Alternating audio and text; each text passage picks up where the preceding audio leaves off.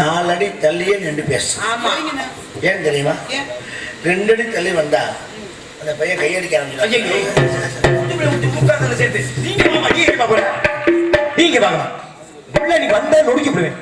வந்தாரை வரவேற்பதும் தமிழுடைய மாணவன் அந்த மாற்றம் கேட்டபடி வழியாகி நீ எனக்கு கொடுத்த வரவேற்புக்கு மனமிழந்து உனக்கான வாழ்த்துக்களை வழங்க போகின்றேன். இதோ என் வாழ்த்து உனக்காக.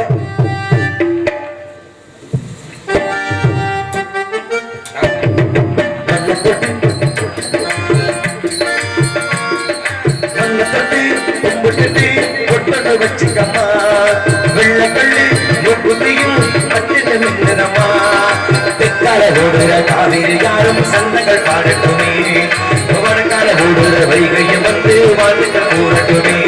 நேரம் வந்தது யோகம் வந்தது மாலையில் சூடிக்கம்மா தொட்டு கும்பிட்டு கொட்டன வச்சுக்கம்மா வெள்ளக்கல்லு புத்தியும் பட்டின விண்ணதமா.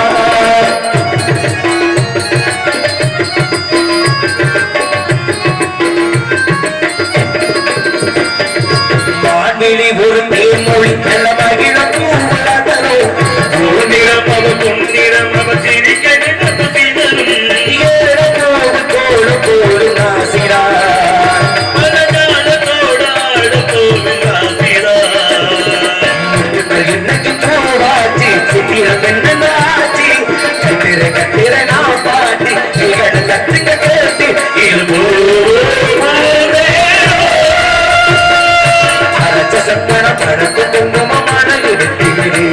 ஒரு அழகு கட்டக புதிய புத்தகம் சீரிக்கு கத்தவிரே ஒரு சந்திரன் வந்தது போல் ஒரு சுந்தரி வந்ததென்ன ஒரு மந்திரம் சென்றது போல் பலமாயகம் தந்ததென்ன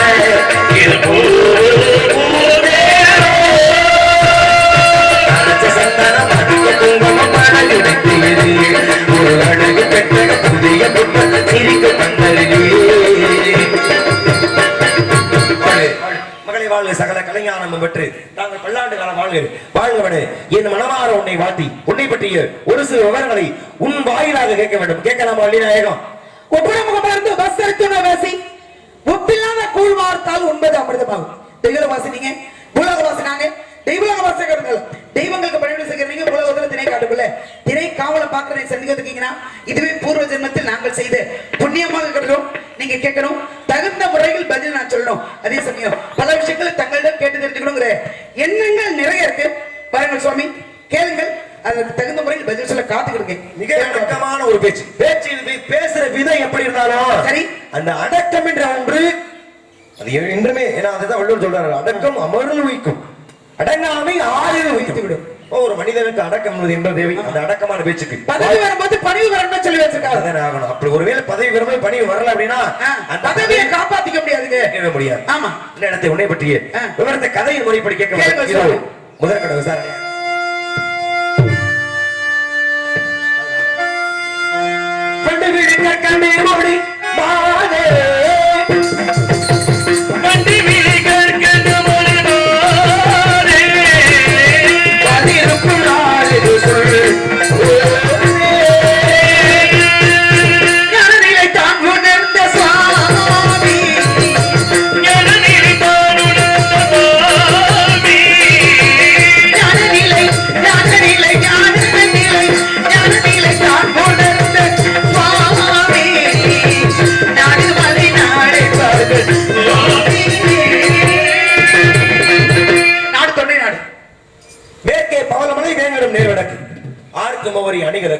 பார்வைக்கு உயர்தற்கு பிளாகினி என்று சொல்லக்கூடிய 20 காதுவெளி கொண்டது எங்களுடைய தொண்டை நாடு. எல்லைக்குட்பட்ட நாடு தொண்டை நாடு.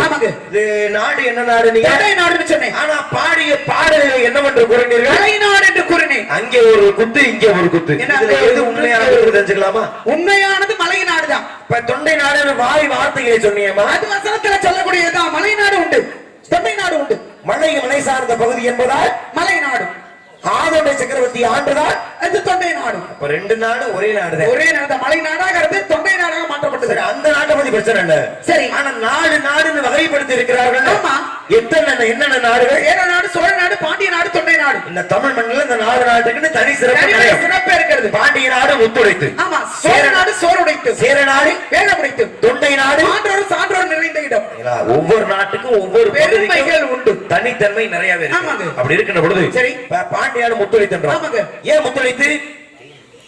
ஏன்னா முத்துக்கள் என்பது கடலில் விளையக்கூடியது. ஏன்னா தூத்துக்குடியில முத்து குளிக்கப்பட்டு அது கொண்டு வந்து விற்பனை வணிகம் செய்யக்கூடிய இடம் பாண்டிய நாடு, மதுரை.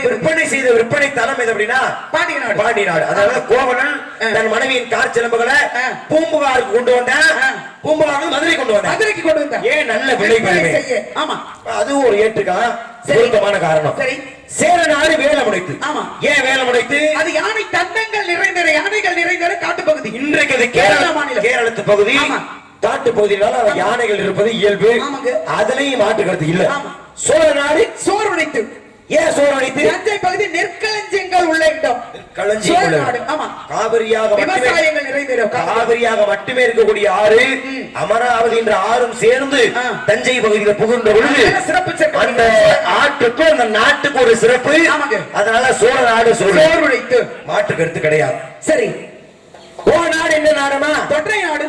என்ன உடைத்து? என்ன ஆன்றோர் சான்றோர் நிறைந்த சொன்னேன். சரி, நீ ஒரு தமிழச்சி. சரி, தமிழ் அகராதி வரிப்படி ஆண்டோர் சான்றோர்னு இலக்கண ரீதியில் சொல்ற. சரி, ஆனா ஆண்டோர் சான்றோர் நீ யார சொல்லுவாங்க? படித்த அறிவாளிகளை சொல்லலாம். படித்த அறிவாளிகளை சொல்லலாம். படித்த அறிவாளிகளை கூறுகின்றார்கள். அவங்க இங்க இருக்காங்க, தொண்டை நாட்டிலே. தொண்டை நாட்டுல அன்றைய பாண்டிய நாடு இன்னைக்கு மதுரை. ஒத்துக்கிறியாவா? ஒத்துக்கிறேன். அன்றைய சோழ நாடு இன்னைக்கு தஞ்சை. சரி, அதையும் ஒத்துக்கிறியா? ஒத்துக்கிறேன். அன்றைய சேர நாடு இன்னைக்கு கேரளம். சரி, நீயே சொல்லிட்ட. அப்ப அதையும் ஒத்துக்கிட்ட.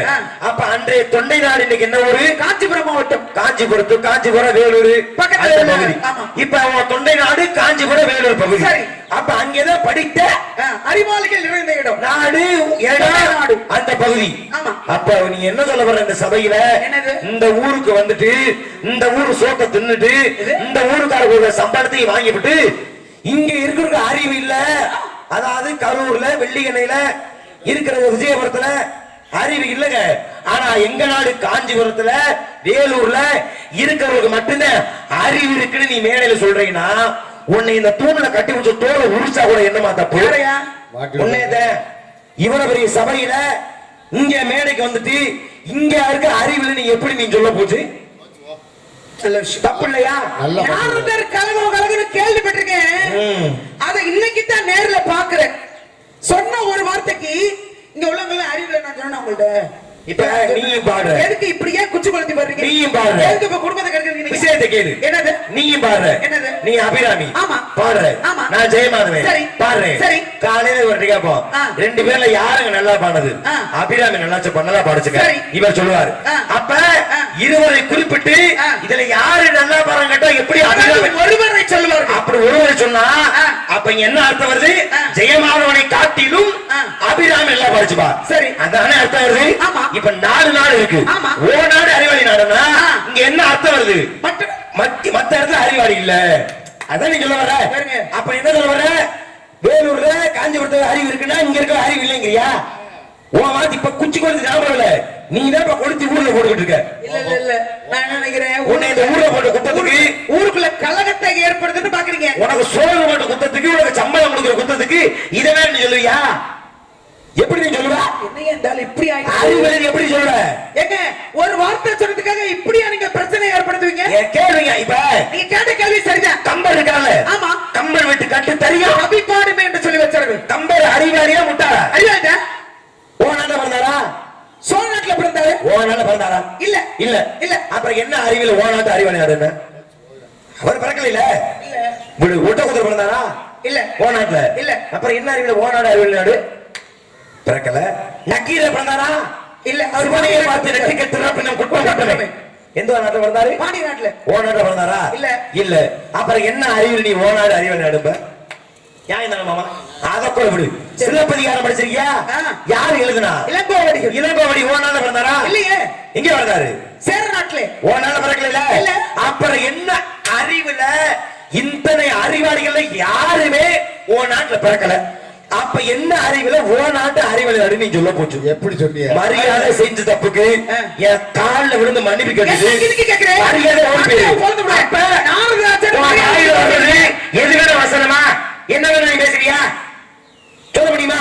கம்பளை விட ஒட்டகத்தை விட இளங்கோ வடிகளை எந்த அறிவாளி ஓ நாட்டுல நான் ஏத்துக்கிற மாதிரி மக்கள் ஏத்துக்கிற மாதிரி ஒரு பதில் நீ சொல்லு பாப்போம். ஒரே ஒரு ஆள சொன்னா ஏத்துக்கிற மாதிரி இருக்கணும் சார். இப்ப சிறப்புங்கிறது யார் யார் எந்தெந்த இடத்துல பிறந்தாங்க அப்படிங்கிறது காரணம் இல்ல. நீங்க சொன்ன மாதிரி சேர் நாட்டுல ஒரு சிறப்பு, சோழ நாட்டுல ஒரு சிறப்பு, பாண்டி நாட்டுல ஒரு சிறப்பு. நிறைய பேர் அறிவாளிகள் இருக்கதான் செய்யறாங்க. யாரு இங்க உள்ளவங்க முட்டாள் நான் சொல்லவே இல்லையே. நீங்க தான் இப்ப குடும்பத்தை கொடுத்து வேற மாதிரி ஆக்கிட்டு போலாம். வார்த்தை வந்தது ஏன் வாயில இல்ல ஓ வாயில. நான் சொன்னையா தொண்டை நாட்டுல அறிவாளிகள் வந்திருக்காங்க. நீ சொன்னதா ஊர்ல அறிவாளிகள் சொன்னா அதாம சொல்றேன். நீ சொன்னதுல சந்தேகத்தை ஏற்படுத்திருக்க. இப்ப அந்த சந்தேகத்தை ஏற்படுத்தல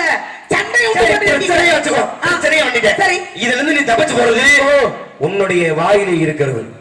திறமையா நீ சொன்னா நீ தப்பிச்சு போயிருவ. இல்லங்க அப்படி இல்லங்க இங்க இருக்க அறிவு இல்லங்க அப்படி சொல்லி முடிச்சு போயிடுவாங்க. ஒரே ஒரு ஆள சொல்றேன் அதன்படி நீங்களே ஒத்துப்பீங்க. உங்க நாடு அறிவாளிகள் நிறைந்த நாடு.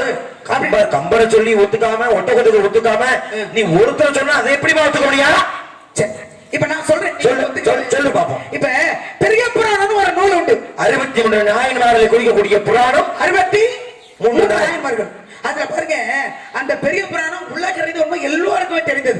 சிவனை வணங்கிய பக்தர்கள் எல்லாரையுமே குறிப்பது அந்த பெரிய புராணத்தை தான். சிவ தொண்டர்கள் சரி அப்படின்னு சொல்லலாம். ஆனா அதுல 43 பேர் பிறந்தது எங்களுடைய தொண்டை நாட்டிலே. ஆமா அப்ப அது அறிவாளிகள் இருந்த நாடு தானே. ஓ இப்ப நான் கேட்டதுல பதில் சொல்றியா? பதில் சொல்லிட்டு இருக்கேன். இந்த பதில் நீ சொல்றதுக்கு ஓ பொட்டியை தூக்கிட்டு நீ மாயவரத்து போனா என்ன கேக்குறேன்.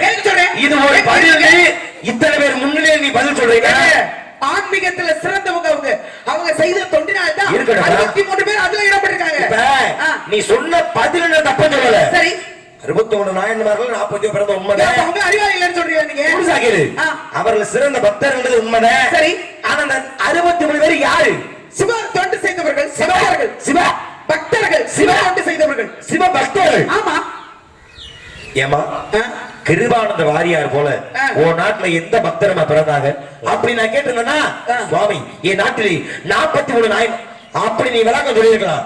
நான் எந்த பக்தர் கேட்கலையே. சரி கம்பளை போய் இன்னொரு பக்தர் சொல்ல முடியுமா? முடியாது. இளங்கோவடியை போய் இன்னொரு பக்தர் சொல்லிருவியா? அவர்கள் சரித்திர இடமற்ற அறிவாளிகள். அப்ப இவங்க அறிவாளிகள் பக்தர்கள். பக்தி வேறு அறிவு வேறு. கண்ணப்பனார் பக்தர். ஆமா சிவனுக்காக கையை கொடுத்தாரு. ஆமா அது அறிவா பக்தி. நான் பக்தர்ல கேட்கவே கிடையாது. கேள்வியை புரிஞ்சுக்க. சரி இல்ல பிரச்சனை இல்ல செய்யல நமக்கு தெரியாதுன்னா இப்போ பிரச்சனை இல்ல. காலில் விழுகலாம் தப்பு இல்ல. உனக்கு மன்னிச்சு உயிர் பிச்சை கொடுக்குறேன். நான் உங்க காலில் விழுறேன். நீங்களே கற்பனை பண்ணி ஏத்துக்கிற பதில் வரல. ஒவ்வொரு இனத்துவருக்கும் ஒரு நூல் உண்டு. இருக்கே இஸ்லாமியருக்கு என்ன நூல்? அந்த திருக்குர்ஆன் சொல்றோம். கிறிஸ்தவருக்கு பைபிள்னு சொல்றோம். இந்து மதத்தினருக்கு பகவத்கீதைன்னு சொல்றோம். 3 பேருக்கு ஒருங்கிணைந்த ஒரே ஒரு நூல் உலக பொதுமறை நூல். எது? 3 பேருக்கு இல்ல. இந்த 3 மதத்தை தவிர்த்து உலகத்துல எத்தனை மதங்கள் இருக்கு? எல்லா மதத்துக்கும் சொந்தமானது மத சார்பற்ற ஒரு நூல். எது? உலகத்தில் உள்ள அனைவராலும் ஏற்றுக்கொள்ள. ஏமா இது கூட தெரியாம கட்டை பிடிச்சு நானே வந்துட்டேன். கேள்விக்கு பதில் கேட்டீங்கல. அப்ப நான் கேக்குறது பதில் நீங்க சொல்லிட்டேன். திருக்குறள் திருக்குறள் மாற்றியவர் வள்ளுவ பெருந்தகை பொய்யாமொழி புலவன். நிறைய பெயர் உண்டு இருக்கு. சிறப்பு சேர்த்தார். அவர் எந்த நாட்டிலே பிறந்தார் தெரியுமா? தமிழ்நாட்டிலே. அவர் அறிவாளியா முட்டாளா நீங்க சொல்லுங்க. ஏமா வள்ளுவரை சொல்லிவிட்டு அறிவாளியா முட்டாளா? உலகமே ஏற்றுக்கொண்ட ஒரு அறிவாளி. உலகமே ஏற்றுக்கொண்டது அறிவாளி. ஆமா அறிவாளி தானே. நீங்க ஏத்துக்கிறீங்களா? உலகமே ஏற்றுக்கொண்டது எங்களுடைய தொண்டை நாட்டிலே. உலகமே கேட்டுக்கிற அப்படிப்பட்ட அறிவாளி பிறந்த நாடு தமிழ்நாட்டிலே சொல்றேன். நீ ஓ நாட்டிலே சொல்ற. தமிழ்நாடுன்றதுக்கு ஆதாரம் இருக்கு. வள்ளுவன் தன்னை உலகினுக்கே தந்து வான்புகள் கொண்ட தமிழ்நாடு. அதுதான் தொண்டை நாடு. இது சிறப்பு. சரி சரிதான். இப்ப ஓ தொண்டை நாடுன்னு சொல்றீங்க. அதை ஏத்துக்கலாமா? ஏத்துக்கிற மாதிரி மறுப்பேன். எப்படி மறுப்பீங்க? கேளு. அவர் பிறந்தது தொண்டை நாட்டிலே. மயிலையின் பிறந்தால் பொய்யாமொழின்னு ஒரு வசனம் இருக்கு. கேள்விப்பட்டிருக்கியா? சரி. மயிலையில் பிறந்தா பொய்யாமொழி.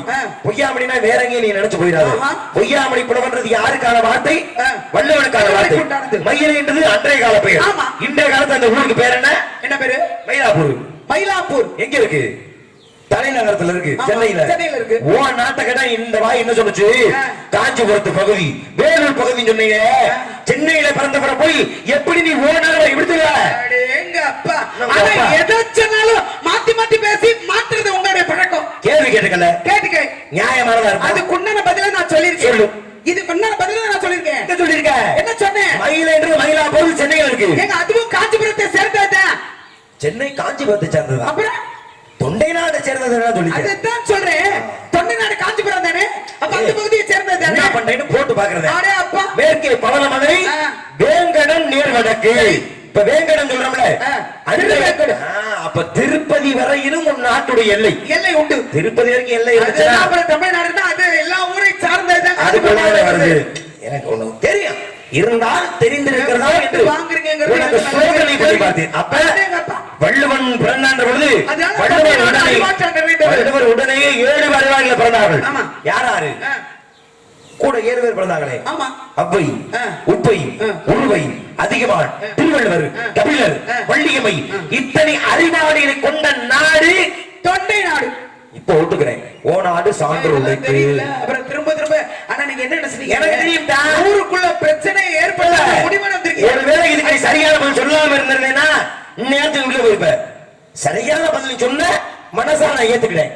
பஞ்சாயத்து இல்லையில பாடிய பாடலுக்கு முறையான விளக்கம் கொடுத்தாயம்மா, மன மகிழ்வு. கீழே விழுந்தாலும் மீசையில மண்ணு ஓட்டலங்கிற கதை. யாருங்க கீழே விழுந்தவங்க விழுத்தாட்ட ஆளும் கிடையாது. ஆனா எப்படி மட்டும்தான் இங்க வேலை. இங்க ஆண் பெண்ணு பாகுபாடு இருக்கா? அப்படியா? எதுவும் கிடையாது. திறமைக்கு மட்டும்தான் வேலை. கேள்விக்கு நான் ஏத்துக்கிற மாதிரி நியாயமான என்ன கேள்வி கேட்டாலும் சரியான முறையில் பதில் சொல்லுங்கிற நம்பிக்கை எனக்கு இருக்கு. நீங்க கேட்கலாம். கேள்விக்கு நியாயமானதா நானும் பதில் சொல்லுவேன். நான் எந்த கேள்வி கேட்டாலும் தங்களால் பதில் சொல்ல முடியுமா? என்ன கேட்ப? இதிகாசங்கள் எத்தனை? 2. புராணங்கள் 18. மன்னாலானது மகாபாரதம். பெண்ணாலானது ராமாயணம். ஆபத்து குதமா பிள்ளை. அரும்பசி குதமா அன்னம். தாகத்தை தீரா தண்ணீர். தரித்திர மரியா பெண்ணில். வரிசலா சொல்லிக்கிட்டு. ஓ, அடிப்படை அஸ்திவாரம் போட்டுருக்கான்னு பாக்குறீங்க. போட்டிருக்கேன், ஆனா அதுலயே தெரிஞ்சு போச்சு வரிசலா சொல்லிட்டு வரீங்க. அது இருந்து போட்டு நான் கேக்குறேன், இதிகாசங்கள் சொன்னீங்கல்ல? ஆமா. எது? 2 இதிகாசமும் மக்களுக்கு நல்ல கருத்துக்களை சொன்னது. நீ எவ்வளவு பெரிய அறிவாளியாக இருந்தாலும் ஒரு பெண் மீது மோகம் கொண்ட ஒரு நிலைமை இதுதான் என்று உணர்த்தியது ராமாயணம். மண் மேல வாழலாம், மண்ணை ஆளலாம், ஆனா அந்த மண்ணை நம்ம சொந்தமாக்க நினைச்சீங்கன்னா உன் நிலைமை இதுதான். இந்த கருத்துக்குரியது மகாபாரதம். இப்படித்தான் இருக்கணுங்கிறது ராமாயணம். இப்படி அண்ணன் தம்பி இருக்க கூடாதுங்கிறது மகாபாரதம். நான் கேக்குறேன், ராமாயணத்தின் கதாநாயகன் யார்? ராமபிரான். கதாநாயகி சீதா பிராட்டி. காட்டுக்கு போனாங்களா? ஆமா. சீதையை சிறை எடுத்தானா? 14 ஆண்டுகள் கைகே. ஆமா, சிறை எடுத்து போனார். யார் எடுத்தது? ராவணேஸ்வரன். ராவணேஸ்வரருக்கும் ராமனுக்கும் 18 மாதம் யுத்தம் நடந்துச்சு. ராவணேஸ்வரன் அழிக்கப்பட்டான். ஆனா எனக்கு இதுல என்ன சந்தேகம்னு வச்சுங்களேன், ராமனா இருந்து 18 மாசமா அப்படின்னா 18 மாசம் நடக்கல, ஒரு நாள் போர் நடக்கல. ஏன்? இன்று போய் ஆயுதம் ஏந்தாத ராவணனை பார்த்து ராமன் ஆயுதம் ஏந்தாத ஒருவனை நான் போர் சண்டையை விரும்ப, நீ இன்று போய் நாளை வா, கடன் பட்டார் நெஞ்சம் போல் கலங்கினான் இலங்கை. அப்போ ஒரு நாள் நடக்கலைன்னா நியாயமா 17 மாசம் 29 நாள் போர் நடந்தது. அப்படி இருக்கட்டும். நான் என்ன கேட்கறேன்னு வச்சுங்களேன், ராமன் இப்ப ராமங்கிறது யார்? ஒரு மனிதன் இப்படித்தான் வாழணும் என்பதற்கு எடுத்துக்காட்டு ராமன். அதான் யாருன்னு கேட்கிறேன். தெய்வமா வாழ்ந்தானா மனிதனா வாழ்ந்தானா? ராமங்கிறது யாருடைய அவதாரம்னு கேட்டேன். யாருடைய அவதாரம் கேக்குறியா? அதுதான் கேக்குறேன். மகாவிஷ்ணு அவதாரம். மகாவிஷ்ணு எடுத்த அவதாரங்கள் எத்தனை? 10 எடுத்துட்டாரா? அப்படி பார்த்தா மொத்தம் 23 இருக்கு. சரி, இப்ப 10 எடுத்திருக்கிறது 9. வராகம், வாமனம், நரசிம்மம், பரசுராமன், ராம, பலராமன், கல்கி எடுத்தா உலக வழியும். சரி, அப்படி சொல்லி வச்சுக்க. இதுல என்ன சந்தேகம் வச்சுங்களேன், ராமனா இருக்கிறது மகாவிஷ்ணு தான், மகாபாரதத்துல கண்ணனா இருக்கிறது மகாவிஷ்ணு தான். 2 பேரும் மகாவிஷ்ணு. ஆனா என்ன வித்தியாசம்னா, கண்ணனுக்கு தான் ஒரு தெய்வம்னு தெரியும். ஆனா ராமனுக்கு தெரியாது. இறுதி காலத்துல நீ ஒரு தெய்வம் உணர்த்தும் பொழுது தன் உயிரை எப்படி மாய்ப்பது என்று தெரியாமல் நதி நீர்ல மூழ்கி அப்போ ஒரு மனிதனாகவே வாழ்ந்த பெருமை ராமனுக்கு உண்டு. இப்ப ராமாயணத்துல செய்ய முடியாத ஒரு செயலை மகாபாரதத்துல செய்தார். ராமனாக செய்ய முடியாத ஒரு செயலை மகாபாரதத்துல கண்ணனாக இருந்து செஞ்சார். என்ன செஞ்சாரு? உன்னுடைய கேள்வி நியாயமானதாகத்தான் இருக்கு, ஆனா அது எனக்கு புரியலையம்மா. ஏன்னு கேனே, ராமாயணம் சொல்றேன். இப்ப கண்ணா பரமாத்மா தெய்வம் தெரியும். சரி, இப்ப அதுக்கு அடுத்த ஆதாரம் எடுத்திருந்தா கூட ஐயோ நம்ம இந்த பிறவியில செய்யாத அந்த பிறவி செஞ்சுக்குருவோம். சரி. அப்படியே அவர் செஞ்சிருக்கலாம் வாய்ப்பு இருக்கு. சரி. நான் என்ன கேக்குறேன், ராமருக்கு தெய்வம்னே தெரியாது. சரி, தெய்வம்னே தெரியாது. அப்படி இருக்கக்கூடிய அவர் எப்படி சரிப்பா இந்த பிறகு நம்ம பண்ணல, அடுத்த பிறகு நம்ம பண்ணிக்கிறோம் அப்படின்னு அவர் யோசிச்சிருக்க முடியுமா? இல்ல நான் என்ன கேக்குறேன், அவருக்கு தெரிஞ்சு செய்யாதது செஞ்சாரா இல்ல தெரிஞ்சுக்கிட்டு செய்யாதது செஞ்சாரா? என்ன நீங்க தெரிஞ்சு செய்யாத செய்யற தெரிஞ்சு நம்மளால இத செய்ய முடியல வருத்தப்பட்டு அத போய் செஞ்சாரா இல்ல அவர் செஞ்ச விஷயம் இவர் செய்யாததுன்றதுனால அது செய்யப்பட்டதா? அவரால் செய்ய முடியாததை இவர் செய்தார். அப்ப இவரா செய்யணும்னு நினைக்கல, அவர் செய்யல, அவர் விட்டது இவர் புடிச்சார். இவர் செய்தார். என்ன செய்தார்? ஒரு கேள்வியை தெளிவுபடுத்திக் கொள்ள வேண்டும். தெளிவுபடுத்தாத கேள்விக்கு பதில் சொல்ல முடியும். நான் ஒரு பதில் நினைச்சு சொல்லி இல்ல நான் இதை நினைச்சேன், எப்படி இதை சொல்ல போச்சு அப்படி நான் திருப்பி கேட்டா பதில்கள் வேற மாதிரி வந்துரும். அப்படி சொன்னா அது நியாயம் இல்லாத விஷயம். ஒரு கேள்வி நியாயமானதாக இருந்தால் அந்த பதில் சொல்லப்படும். நியாயமானதா சொல்லிட்டாங்க. ராமனாக இருந்து செய்யாத ஒரு விஷயத்தை கண்ணனாக இருந்து செய்தார். கண்ணை செஞ்சிட்டார். எங்க செஞ்சாரு? அப்பனா என்ன அர்த்தம் இங்க வருது? ராமனா எடுத்த அவதாரத்துல இவர் ஒரு சம்பவத்தை செய்யறேன்னு அர்த்தம் வருது. அப்படி செய்யாத சம்பவம் என்னவென்று என் கல்வி அறிவு கட்டியபடி நான் என்ன சொல்றேன்னா, சீதையை இணைப்பதற்காக சமுத்திரத்துல பாலம் கட்டுறாங்க. இங்க போறதுக்கு இலங்கைக்கு போறதுக்கு பாலம் அமைத்த பொழுது ஏன்னா வானர படைகள் தானே பாலம் அமைத்தது. ஆமா. இதுல ஸ்ரீராம செய்யும் எழுதி போட்டா கண்ணு மிதக்க ஆரம்பிச்சு. ஆமா. அது மட்டும் இல்ல அவன் நல்ல நீலன்னு 2 பேர் அவன் கையில தொட்டு எதை போட்டாலும் பெரிய பெரிய பாறையை கொண்ட கொள்ள வேண்டாந்து உடைச்சு கல்லா மாத்தி போட்டு பாலம் கட்டுறாங்க. சரி, இந்த சமயத்துல ஆஞ்சநேயர் என்ன பண்றாரு, பெரிய பெரிய மலையை தூக்காந்து வச்சு அதை உடைச்சு கல்லா மாத்தி பாலம் கட்டி பாலம் போயிட்டு இருக்கு. சரி, இறுதியாக அதே ஆஞ்சநேய பெருமாள் மிகப்பெரிய ஒரு மலை, அந்த மலையை தூக்காந்து வச்சுட்டாரு. இந்த ஒத்த மலையை உடைச்சோம்னா மொத்த பாலம் முடிஞ்சோம். சரி, அப்படின்னு இவருக்கு ஒரு பெருமிதம். ஆனா வல்லுநர்கள் என்ன சொல்றாங்க, ஏப்பா இல்லப்பா பாலம் கரையை தொட்டுச்சுப்பா, இனிமே மலை எல்லாம் தேவையில்லை, எந்தெந்த மலை எங்க எடுத்தாந்தீங்களோ அங்கேயும் கொண்டு வச்சிருக்க சொன்ன உடனே எல்லாரும் எடுத்து அந்த கொண்டு வந்த மலையை கொண்டு வச்சுட்டாங்க. இவரு அவ்வளவு பெரிய மலையை தூக்கி வந்தாரு, அந்த மலையை கொண்டு வைக்க வேண்டிய சூழ்நிலை. கொண்டு வச்ச உடனே அந்த மலை கண்ணீர் விட்டு அழுததான். இதற்கு ராமருடைய பாதம் படுவேன்னு ஆசை கொண்டு நான் வந்தேன், ஆனா ராமருடைய பாதம் என் மேல படலையே, இருந்த இடத்துல போட்டுட்டீங்கன்னு வருத்தம். இதுக்கு ஆஞ்சநேயர் என்ன பண்ண முடியும்? மறுபடியும் கொண்ட இல்ல பாலத்தை மறுபடியும் திருப்பி ஓட மறுபடியும் கட்டு சொல்ல முடியுமா? இதுக்கு நான் பொறுப்பா முடியாது, என்னை மன்னிச்சுக்க சொல்லிட்டு ஆஞ்சநேயர் அந்த மலையை அங்கேயே வச்சு போயிட்டார். இப்ப ராம அவதாரம் முடிஞ்சிருச்சு. இப்ப ராமருடைய பாத படலையேன்னு வருத்தப்பட்டுச்சுல, அது ஒரு ஏக்கம் தானே. அந்த ஏக்கத்தை ராமரால நிறைவேற்ற முடிஞ்சிச்சா? முடியல. தெரியாது. அப்படி ஒரு மலை மனித பிறவி தானே. அப்ப இந்த விஷயம் தெரியாம போயிடுச்சு ராமர். இப்ப அடுத்த பிறவியில ராமர் யாரா பிறந்தாரு சொன்னா, கண்ணனாக பிறந்தாரு. கண்ணனாக கோகுலத்தில் வளர்கின்றார். அப்படி கோகுலத்தில் வளர்கின்ற சமயத்துல இந்திரனுக்கு விழா எடுக்கிறாங்க யாரும் மக்கள். அப்ப கண்ணன் சொல்றாரு, ஏப்பா நம்ம வாழ்விக்கிறது பசுக்கள், இந்த பசு கூட்டத்துக்கு நம்ம விழா எடுப்போம்னு கண்ணன் சொன்ன உடனே இந்திரனுக்கு கோபம் வந்து 7 மலைகளை ஏவி வர்றேன், போய் அந்த கோபத்தை அழிச்சிட்டு வாங்கன்னு மலைகள் வந்து 7 மலைகள் 7 மேகங்களை வந்து இடைவிடாமல் 7 நாட்கள் மழையை பொழிந்து கொண்டே இருக்கிற எல்லா பக்கமும் வெள்ளக்காடு. மழையுடைய தாக்கத்தை அந்த மக்களால தாங்க முடியல. அப்ப என்ன பக்கத்துல இருந்த பெரிய மலையை தூக்கி கொடையா பிடிச்சிட்டாரு. சரி, அது எதுல பிடிச்சாரு? சுண்டு வரலால தூக்கி பிடிச்சாரு. 7 நாள் பார்த்தேன் இந்திரன், ஏன்னா இவ்வளவு பெரிய சக்தியா இருக்கானே இவன் யாருன்னு பார்த்தா மகாவிஷ்ணு தெரிஞ்சு வச்சு. சரி, ஓடி வந்து காலில் விழுந்து மன்னிப்பு கேட்டுதான். இது கதை. இதுல நான் என்ன சொல்ல வரேன், ராமனா இருந்து பாதம் படலைன்னு வருத்தப்பட்டு அழுதுச்சு ஒரு மலை, அந்த மலையத்தான் கண்ணவன் மாத்மா சுண்டவர்கள் கொடையாக பிடித்தார். அப்பதான் இங்க என்ன அர்த்தம் வருது, ராமனாக இருந்திருந்தால் பாதங்கள் மட்டும்தான் பட்டிருக்கும். ஆனா இப்ப கண்ணனா வந்ததுனால கை விரலிலேயே தூக்கிட்டாரு, விரலால் 7 நாட்கள் தாங்கி பிடித்திருந்தார். அப்ப அந்த செய்யாத ஒரு விஷயத்திற்கு பிராய்ச்சித்தமாக 7 நாள் குடையாக தாங்கி பிடித்தாரா மகாவிஷ்ணு. அப்ப ராமனா இருந்து அந்த மலைக்கு முக்தியோ அன்பையோ கொடுக்க முடியல. ஆனா கண்ணனாக பிறந்து அதை அன்பை மீண்டும் செலுத்தினார். சிறப்பு கண்ணனாக சந்தோஷப்பட்டது மலையாகப்பட்டது. மலையுடைய பேர் எல்லாம் செஞ்சுட்டு கடைசியில மலையோட பேர் சொல்லிட்டா உனக்கு பிரச்சனை. ஆமா, மலைன்னு முன்னாடி சொன்னா போதுமா? அந்த மலையோட பேர் வேணும்ல. அந்த மலை என்ன மலை என்றால் ஒரு தோகை மலைன்னு வச்சுக்கோமா. உங்க இஷ்டத்துக்கு வாங்கி வந்தா சொல்லுங்க. அப்படி சொன்னா மலை விராலி மலைன்னு வச்சுங்களேன். ஏன் மருதமலை வச்சுக்கிறோமே? மலையத்துக்கு உங்க தலையில அவர் ஊரு பிரான்மலை வச்சுக்கோ. அந்த மலையெல்லாம் கிடையாது. உண்மையான பேர் சொல்லுங்க. ஊரு போரளிக்கு சுவாமி வேலை அதை வச்சுக்க. அதுவும் கிடையாது. உண்மையான பேர் சொல்லுங்க. இந்த எந்த மலையும் அந்த மலை கிடையாது. எது இல்ல இதுல உள்ள மலை அது கிடையாது. அதுக்கு பெயர் வேறு. என்ன பெயர்? மலைதான் கோவர்த்தனகிரி. அதனால கோவர்த்தனகிரி. கோவர்த்தனகிரின்னா நிறைய பேருக்கு கோவர்த்தனன்னு பேர் வைப்பாங்க. உடையாக பிடித்து நின்றார் கோவர்த்தனகிரி மலையில். இந்த கோவர்த்தன வனத்தை சரி உடையாக 7 வாய் பிடித்திருந்தால் கண்ணவர மாட்டான். ரொம்ப சபை யார நீ வணங்குற? முருகப்பெருமான். முருகப்பெருமான் வணங்குற. ஆமாங்க. முருகப்பெருமானுக்கு எத்தனை படை வீடுகள் தெரியுமா? 6 படை வீடுகள். ஒவ்வொன்றுக்கும் 6 சிறப்புகள் இருக்கிறது. அந்த சிறப்புல ஒரு சிறப்பா 6வது படை வீடு உருவாகும் நேரம். யாரால தெரியுமா உருவாகுது? எனக்கு தெரியாது. உனக்கு தெரியாதுல? எனக்கு தெரியாது. தெரிய வைக்கிறேன். எப்படி? உனக்கு முருகன் தான் புருஷன். எனக்கா? எனக்கு புருஷன் பார்க்க நீங்க யாரு? நான் நாரத மகரிஷிமா. நீங்க நாரதங்கிறத புருஷன் பாப்பீங்களா? நாரத நாராயணன் பாபா உங்களுக்கு நான் பொறுப்புன்னு கேக்குறேன். நீங்க பாக்குறீங்க? காவல் யார் பார்க்க வந்தா? நான் தான் பார்க்க வந்திருக்கேன். பார்த்தா நங்கை எழுப்ப முடியுதானே? நான் திருப்பி கேட்டனா? தெரியுங்க. பருவமனித பெண்கள் காவல் வரணும். எந்த பருவம் அடைஞ்சிருக்காங்களா? அடையாம 7 பிள்ளை பத்தி பார்த்தா அப்படி கிடையாது. பருவம் அடைந்து குழந்தைகள் பெற்று பருவம் பாலா போச்சு. செய்யும் தொழில் தாமா தெய்வம். இப்ப மகாவிஷ்ணு இருக்காருல்ல, அவர் என்ன வேலை பார்த்தாரு? மீனாட்சிக்கும் சுந்தரநாதன் கல்யாணம் வச்சது யாரு?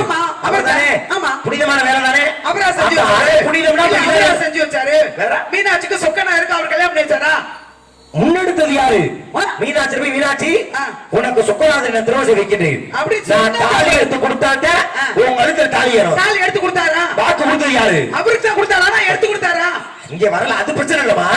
அப்ப திருமணத்திற்கான காரணத்தை முன்னெடுத்தது யாரு? அது முன்னெடுத்தது அவர்தான். அது மாதிரி நான் முன்னெடுக்கிறேன். பாம்பு காட்டுல திசை தெரியாம சுத்தி திரியிறேன். உன் வாழ்க்கைய நான் காப்பாத்துறேன்.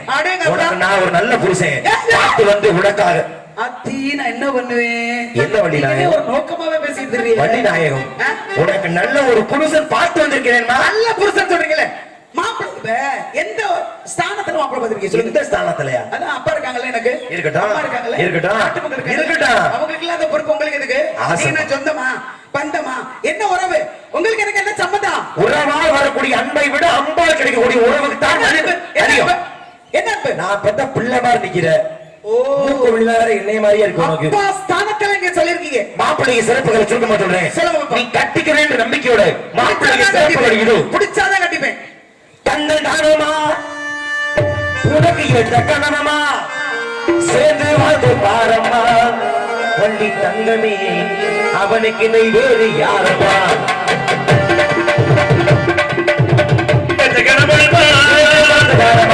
தங்கமே அவனுக்கு நீ வேறு யாரமா? தங்கமே அவனுக்கு நீ வேறு யாரமா?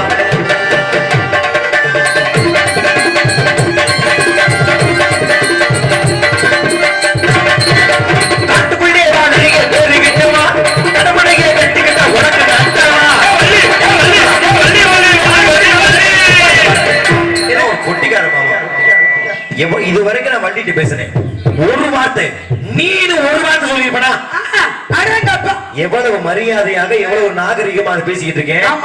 ஒரு வள்ளிய முருகனுக்கு மாப்பிளாதுண்டா சவுடா இருக்கு. நான் கூட தரக்குறையா பேசல. என்ன பண்ணாரு? ஆனா இவரு ஒரு வள்ளிய பார்த்து ஏ வள்ளி ஏய் கட்டிக்குமா எத்தனை ஏயா நீ போடுற சேட்டை உனக்கு காலையில உனக்கு சம்பளம் கொடுக்கலாமா? முதல்ல நான் கேட்பேன். நான் பதில் அதுக்கு பதில் சொல்லிட்டா என்ன மாமா சொல்லுங்க. காலைல நீங்க சம்பளம் வாங்குவீங்களா? என்ன அப்படி சொல்றீங்க?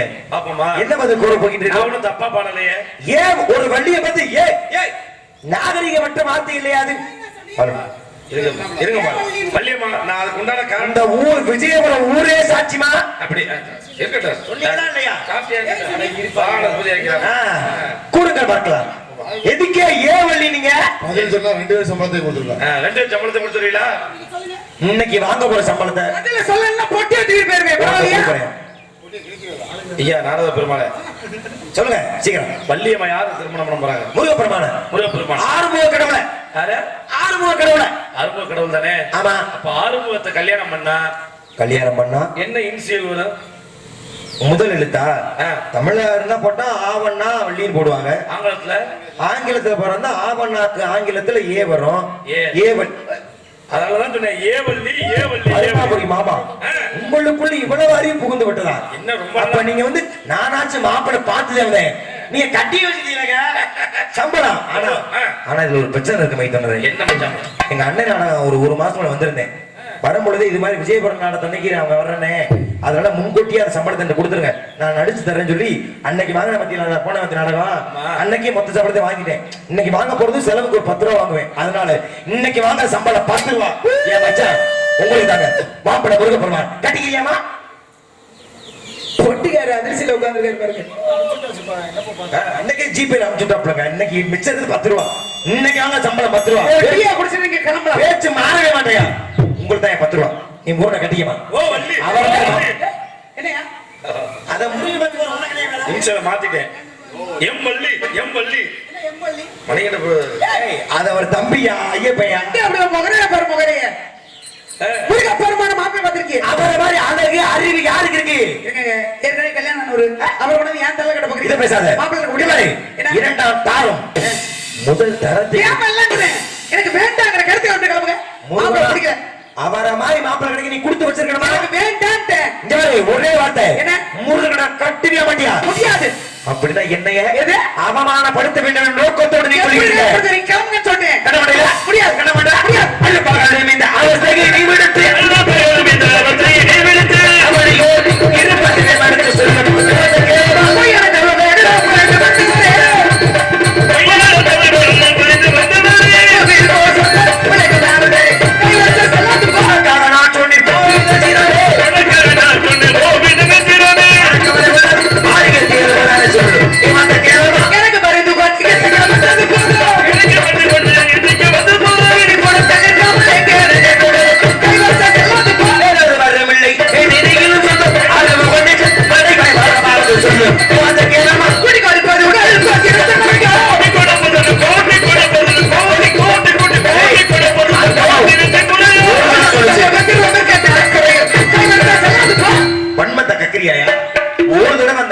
கூட்டிக்கிட்டு போவேன். ஏமா நான் ஒத்துக்கிட்ட மாதிரி இன்னைக்கு வாங்குற சம்பளத்தை கொடுக்குறேன். 10 ரூபாய் வாங்க மாட்டேன்னு சொல்லுவாரு. சாமி தப்பா சொல்லலையே. இன்னைக்கு வாங்குற சம்பளம் இன்னைக்கு தேதி என்ன? இன்னைக்கு தேதி என்ன? முடிஞ்சிருச்சு. ஆமா. நீ போற நாடத்தை போய் காசு பாத்தீங்களா? இதுலயும் ஒரு பிரச்சனை இருக்கு மாமா. எங்க மாமா ஹரிகரன் மாமா நாடம் தான் இன்னைக்கு போறேன். அன்னைக்கு ஒரு செலவு இருக்குன்னு ஹரிமாமாட்டையும் வாங்கிட்டேன் மச்சான். அதனால ஹரிமாமாட்ட வாங்கினேன். அந்த 4495 ரூபா வாங்கிட்டேன். மிச்சம் 5 ரூபா மட்டும் இருக்கு. இன்னைக்கு வாங்க சம்பளம் 5 ரூபா. ஏன் மச்சான் உங்களுக்கு மச்சான் பேச்சு மாற மாட்டேன். மூணு நீ கட்ட மாட்டேல முடியாது. அதை நம்ம சூரிகை சூரிய அஸ்தமனத்துக்குள்ளாக உனக்கும் என்ன பிள்ளை முருக பெருமானுக்கும் சாமி திரும். எங்க அப்பா சொன்னாரு. என்னங்க அப்பவே சொன்னாரு ஓசிக்கிறாக்கின்னு. அப்பா நம்பல இப்ப போயிட்டேன். சரி இருக்கணும். கல்யாணம் பண்ணல முடியாது. திருமணம் செய்யாவிட்டால் என்னைய நாரதன் மல்ல பிரம்ம முடிச்சு மல்ல. இது சத்தியம் சத்தியம் பைத்தியம் பைத்தியம் போங்க. உன் பைத்தியத்தை தெரிவிக்க வேண்டாம். என் மாப்பிள வைத்தியனாயே வைத்தியரை பாருங்க முன்னாடி. பைத்தியத்துக்கு வைத்தியம் பார்க்கிற பைத்தியக்கார வைத்தியம் படித்தால் எந்த பைத்தியக்கார மருத்துவமனையில பைத்தியத்துக்கு வைத்தியம் பார்க்கிற அந்த பைத்தியக்கார வைத்தியர்கள் வைத்தியம் பார்ப்பார்கள். நிரூபிச்சிட்டீங்க. உண்மையிலேயே உங்களுக்கு முத்தி போச்சு. உன்னைத்தான் உன்னை சேர்க்கிறேன் கீழ்பாக்கத்தில். பார்க்கலாம். வைகிட்டு முருகன் திருமணம் செய்யாமல் உன்னை இன்று மட்டுமல்ல திருமணம் செய்யாமல் உன்னை விடவே மாட்டேன்.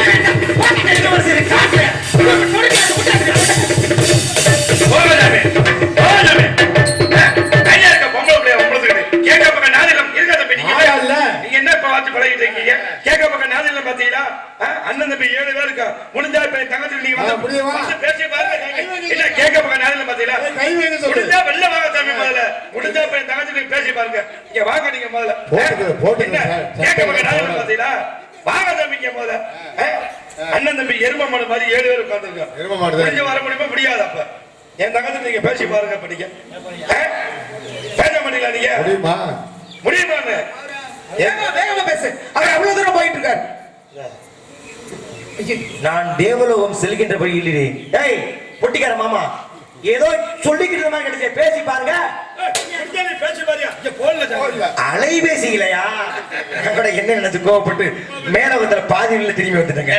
சரி மகிழ்ச்சி. அந்த மாதிரி பண்ண மாட்டாப்ல மகிழ்ச்சியாக இருக்கிறார். திருமணம் செய்து ஒரு ரூபாய் ஒரு சட்டையில சவுடால பத்தியா? அவர் சட்டையை போடக்கூடாதுப்பா. நீ எதுக்கு வந்த? எனக்கு துணைக்கு துணைக்கு வந்தியா? வினைக்கு வந்தியா? துணைக்கு. ஏங்க இவ்வளவு நேரம் கடந்து கேவலப்படுத்துற மாதிரி ஊர்ல முட்டாளா இருக்காங்களா அப்படி இப்படி